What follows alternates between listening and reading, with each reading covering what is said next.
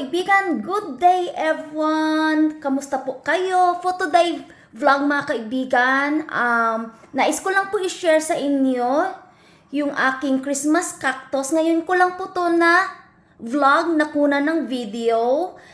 Today is Sunday. Current time here is 3 o'clock in afternoon. So ayan po, kulay red po yung ating Christmas cactus. And then may pink din po siya, white at saka may pink color. Ayan po, nais ko lang po i-flex sa inyo mga kaibigan yung aking 2-year-old Christmas cactus. 3 times a year po to siya namulaklak. So ang ginagawa ko po to, the way pag-aalaga ng aking Christmas cactus mga kaibigan, nagdidilig lang po ako every other day, konti lang po yung tubig. Hindi ko po siya talagang dinidiligan ng marami ng tubig kasi pag nasobrahan naman po sa paglagay ng tubig, baka lalanta or mamamatay po yung roots niya. So yan lang po yung aking the way how to look after my Christmas cactus. Minsan po mga kaibigan, dinidiligan ko din po ng hinugasang bigas na tubig. Ayan, dito ko po nilalagay po mga kaibigan. Kahit sa mga tanim ko mga kaibigan, yun po yung dinidilig ko minsan. Pag nagluluto po ako ng bigas, ayan, yung tubig, dinidilig ko po sa aking mga tanim. So, ang sobrang ganda po nito mga kaibigan. Madali naman po ito mga kaibigan, alagaan yung Christmas cactus. Kung hindi po siya namulaklak, pwede nyo putulin itong mga ganito mga kaibigan.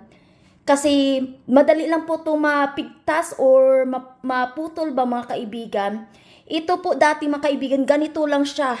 Ganito po siya kalaki dati yung tinanim ko. So, bawat laki niya po, nag-grow po yung aking Christmas cactus. Pinuputulan ko po ng dahon, tapos nilalagay ko lang po sa soil. Yan po, ayan, hanggang ngayon, yumabong na siya. I'm so blessed talaga mga kaibigan kasi pinagpala talaga ako ng maraming bulaklak this year. So, last year, hindi naman siya masyadong marami yung bulaklak niya, but this time, ang dami niya po talagang bulaklak. So, I'm so happy na nakapagtanim ako ng ganitong Christmas cactus. They got 3 varieties of Christmas cactus. Red, white with a little bit pink. Tapos mayroon po siyang pink talaga mga kaibigan. So ito lang po ang mai-share ko po sa inyo kung sino po yung mga Christmas cactus dyan mga kaibigan. Gayahin nyo po kung ano po yung ginawa ko, how to take care or look after my Christmas cactus. Mabilis lang po to silang alagaan mga kaibigan. They're not greedy in water. They don't like too much water on it as well mga kaibigan. Every other day lang. So, konti lang yung mga tubig na nilalagay nyo dyan mga kaibigan. Kasi pag nasubrahan din tubig, yung kanyang roots ay mamamatay din. So, kunti lang talaga kasi ito po yung Christmas cactus, yung mga dahon nila ay consume po ng water. So, they're easy to look after their own self.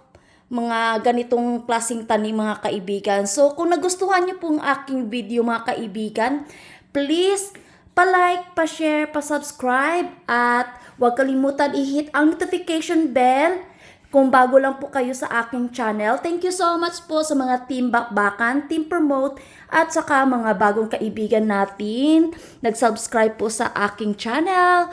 Ingat po kayo mga kaibigan. God bless you all. And I'll see you next time po mga kaibigan. I will end this video now mga kaibigan. See you next time.